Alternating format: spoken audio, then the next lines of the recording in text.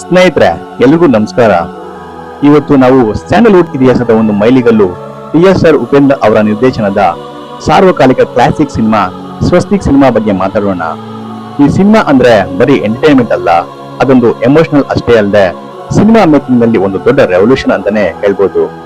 Hat trick hero Shivraj Kumar ಅವರ ತಮ್ಮ ರಾಘವೇಂದ್ರ ರಾಜ್ಕುಮಾರ್ ಅವರನ್ನ ನಾವು ಇಷ್ಟು ದಿನ ಕೇವಲ ಸಾಫ್ಟ್ ರೋಲ್ಸ್ ಮತ್ತೆ ಲವರ್ ಬಾಯ್ ಇಮೇಜ್ ನಲ್ಲಿ ನೋಡಿದ್ವಿ. ಆದ್ರೆ ಈ ಸಿನಿಮಾದಲ್ಲಿ ಉಪ್ಪಿ ತೋರಿಸಿದ ಮ್ಯಾಜಿಕ್ ಇದೆಯಲ್ಲ, ಅದು ನಿಜಕ್ಕೂ ಅನ್ಬಿಲೀವಬಲ್ ಅಂತ ಹೇಳ್ಬೋದು.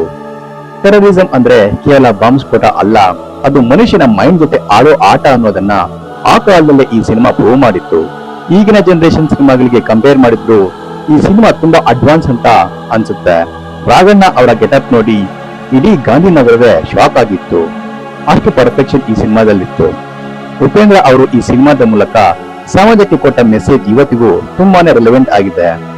ಹಾಗಾದ್ರೆ ಈ ಸಿನಿಮಾದಲ್ಲಿ ಅಲ್ಲಿರೋ ಇಂಟ್ರೆಸ್ಟಿಂಗ್ ಸೀಕ್ರೆಟ್ಸ್ ಏನು, ದುರಂಧರ್ ಸಿನಿಮಾಗೂ ಇದಕ್ಕೂ ಇರೋ ಹೋಲಿಕೆಗಳಾದ್ರೂ ಏನು, ರಾಘಣ್ಣ ಅವರ ಆ ಸಾಫ್ಟ್ ಇಮೇಜ್ ಕಂಪ್ಲೀಟ್ ಆಗಿ ಚೇಂಜ್ ಆಗಿದ್ದು ಹೇಗೆ, ಇವತ್ತಿನ ಈ ವಿಡಿಯೋದಲ್ಲಿ ನಾವು ಇದರ ಬಗ್ಗೆ ಫುಲ್ ಡೀಟೇಲ್ಸ್ ಕೊಡಲಿದ್ದೇವೆ. ದಯವಿಟ್ಟು ಕೊನೆವರೆಗೂ ಮಿಸ್ ಮಾಡ್ತೇನೆ ನೋಡಿ. ಸ್ನೇಹಿತರೆ, ಉಪೇಂದ್ರ ಅಂದ್ರೇನೆ ಹಾಗೆ, ಅವರ ಯೋಚನೆಗಳು ಯಾವಾಗಲೂ ನೆಕ್ಸ್ಟ್ ಲೆವೆಲ್ ನಲ್ಲಿ ಇರುತ್ತೆ ಅನ್ನೋದಕ್ಕೆ ಈ ಸಿನಿಮಾನೇ ಒಂದು ಬೆಸ್ಟ್ ಎಕ್ಸಾಂಪಲ್ ಅಂತ ಹೇಳ್ಬೋದು.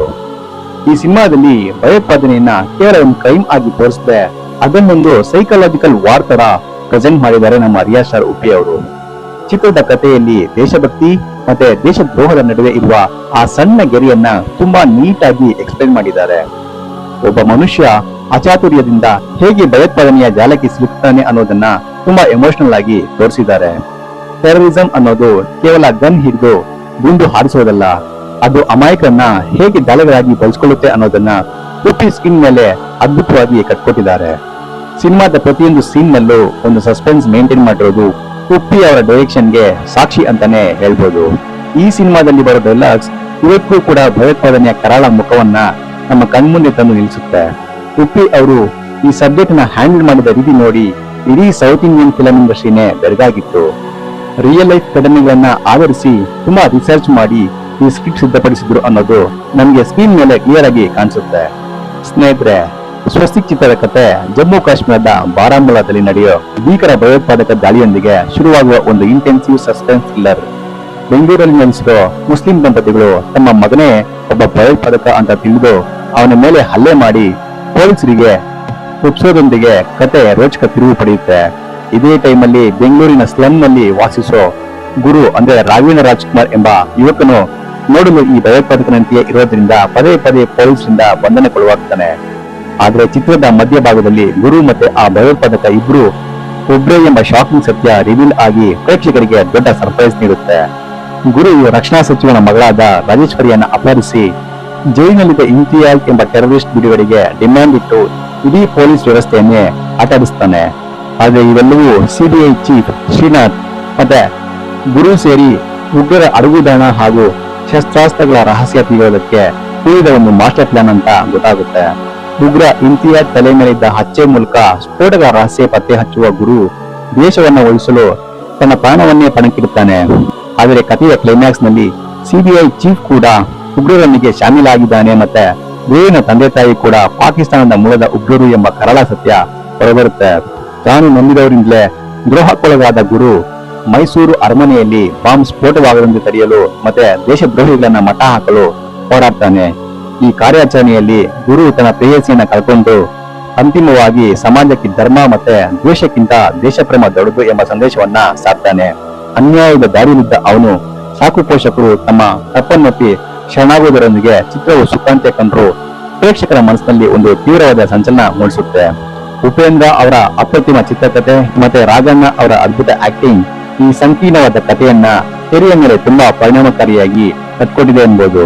ಸ್ನೇಹಿತರೆ, ನೀವು ಸರಿಯಾಗಿ ಅಬ್ಸರ್ವ್ ಮಾಡಿದ್ರೆ ದುರಂಧರ್ ಮತ್ತೆ ಸ್ವಸ್ತಿಕ್ ಈ ಎರಡೂ ಸಿನಿಮಾಗಳಲ್ಲೂ ಕೆಲವು ಕಾಮನ್ ಪಾಯಿಂಟ್ಸ್ ಇರೋದನ್ನ ನಾವು ಇಲ್ಲಿ ನೋಡ್ಬೋದು. ಎರಡೂ ಸಿನಿಮಾಗಳು ಕೂಡ ಒಂದು ದೊಡ್ಡ ಮಟ್ಟದ ಕಾನ್ಸ್ಪಿರಸಿ ಅಥವಾ ಪಿತೂರಿಯ ಸುತ್ತಲೇ ಸುತ್ತುತ್ತವೆ. ದುರಂಧರ್ ಸಿನಿಮಾದಲ್ಲಿ ಹೇಗೆ ಹೀರೋ ಒಂದು ಮಿಷನ್ ನಲ್ಲಿ ಇರ್ತಾನೋ ಹಾಗೆಯೇ ಸ್ವಸ್ತಿಕ್ ಸಿನಿಮಾದಲ್ಲಿ ರಾಘಣ್ಣ ಅವರ ಪಾತ್ರ ದೇಶಕ್ಕಾಗಿ ಹೋರಾಡುತ್ತೆ. ಈ ಎರಡೂ ಸಿನಿಮಾಗಳಲ್ಲೂ ಹೈ ವೋಲ್ಟೇಜ್ ಡ್ರಾಮಾ ಮತ್ತೆ ಎಮೋಷನಲ್ ಸೀನ್ಸ್ ಗಳು ಪ್ರೇಕ್ಷಕರನ್ನ ಸೀಟಿನ ತುದಿಯಲ್ಲಿ ಕೂಡಿಸೋ ಹಾಗೆ ಮಾಡುತ್ತೆ.